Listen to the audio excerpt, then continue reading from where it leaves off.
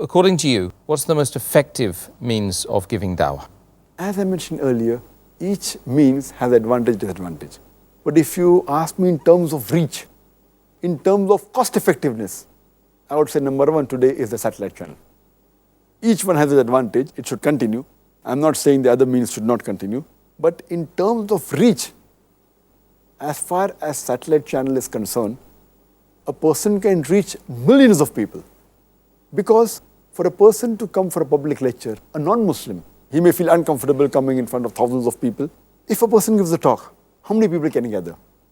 100, few hundred, 1,000, few thousand, 10,000, how many? The largest gathering I have addressed is 1 million people.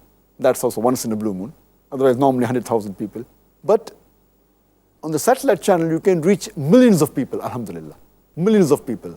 And on estimate, alhamdulillah, now on average, Peace TV is reaching about 70 million viewers at present.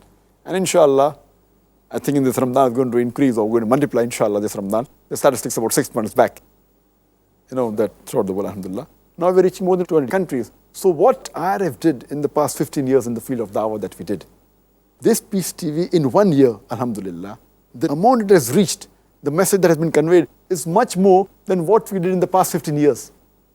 So the effectiveness of a satellite channel is much more. And the cost effectiveness, if you calculate the amount you spend and divide it with the number of people watching, it is maybe $5 a month.